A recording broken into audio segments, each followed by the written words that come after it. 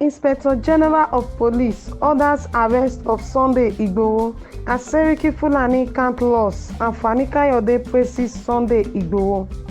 Hello guys, welcome to Gist Media TV. If you're watching this channel for the first time, kindly click the subscribe button to subscribe and also click the notification bell to get notified anytime we drop a new video. Inspector General of Police has ordered Oyo State Commissioner of Police Ngozi Onodeko to arrest Sunday Igboho, who is fighting for the rights and unity of Yoruba land. Buhari spokesman Garba Shehu made the remarks while speaking on a BBC Hausa program this morning. He said he had just spoken to the police chief Muhammad Adamu and had ordered the Oyo State Commissioner of Police to bring Sunday Igboho to Abuja. For the past 3 days, Sunday Igboho has been widely circulated online after visiting Igogo and demanding a 7-day ban on the Fulani from leaving. He called on all Yoruba in Oyo and other states to take action against the Fulani kidnappers who are disturbing the peace of the Yoruba land. Also, the settlement of the Seriki Fulani of Oyo State, Alhaji Saliu Abdulkadir, was allegedly set on fire by aggrieved youths on Friday night. Seriki Fulani told reporters in Ibadan that he and his wife and children were sent out of the settlement, adding that 11 vehicles and houses were burnt in the process. He said despite assurance by the police and people of the state, his house was burnt in the presence of security agents. Meanwhile, a former Minister of Aviation, Femi Fani-Kayode, has hailed Oduduwa Republic activist Sunday Igboho, describing him as champion and hero of Yoruba nation. Speaking on Friday, Fani-Kayode said, with young radical leaders like Igboho, the Southwest has got new leaders and champions. In his words, new leaders are rising up in the Southwest. They are strong, fearless, radical and young. Names like Sunday Igboho, Olayomi Koiki and others come to mind. The Southwest has finally got a new set of champions and heroes. They believe in Oduduwa Republic. None can stand against them. I commend them, he said. With Naija Today News. Yeah.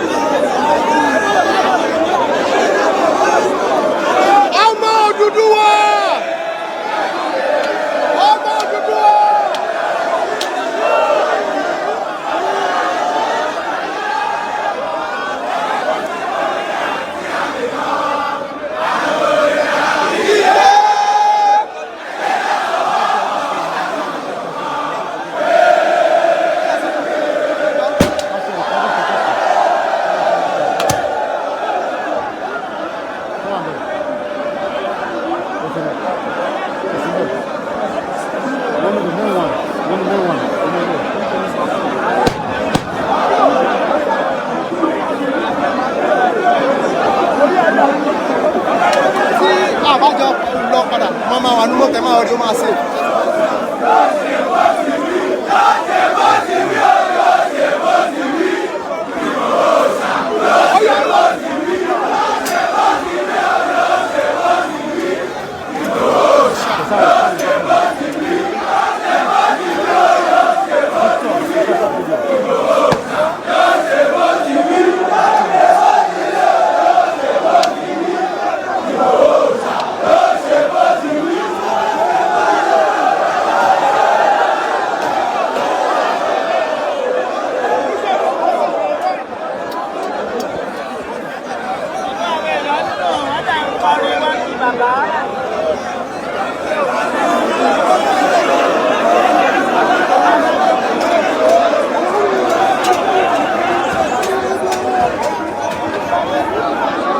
This is live from Igangan.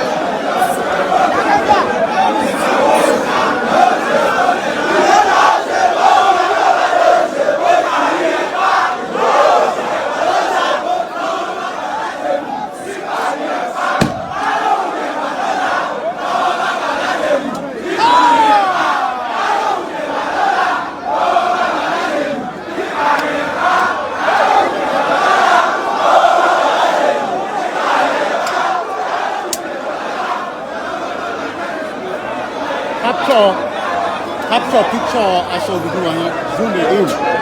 Màá control ẹ̀ ní sí. To take picture. Zoom it in. Zoom it in. Have you captured that? Yeah.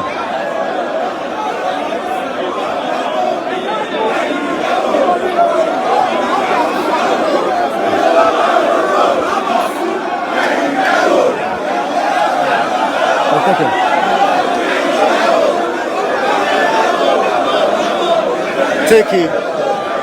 Take it on now. It's in both.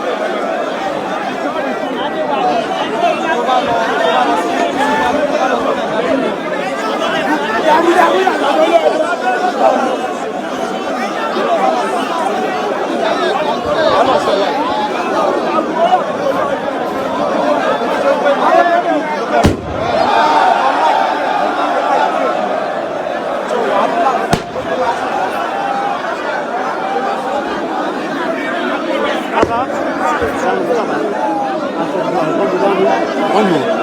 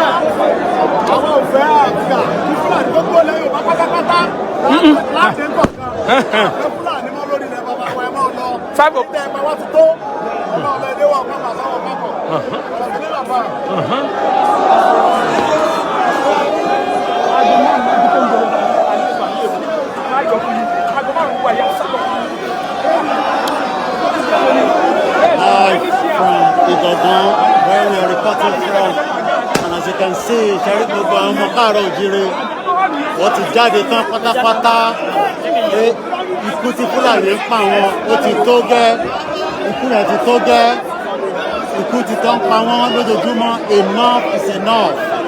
Yorùbá nation now. Bẹ́ẹ̀ni. bàbá wa Chief Sunday Adéyẹmọ Ìgbòho wọn náà wọ́n ń bọ̀ ní state yìí, wọ́n ń bọ̀ lógùn state, wọ́n ń bọ̀ ní Kogi, wọ́n ń bọ̀ ní Kwara, wọ́n ń bọ̀ lọ́ṣun, wọ́n ń bọ̀ lóńdó, à ń bọ̀ lẹ́kọ̀ọ́, gbogbo ilẹ̀ káàárọ̀ oòjíire pátápátá tí Fúlàní ti ń dà yín lánàá, gbogbo ẹ̀ pátápátá òun ni wọ́n ń bọ̀.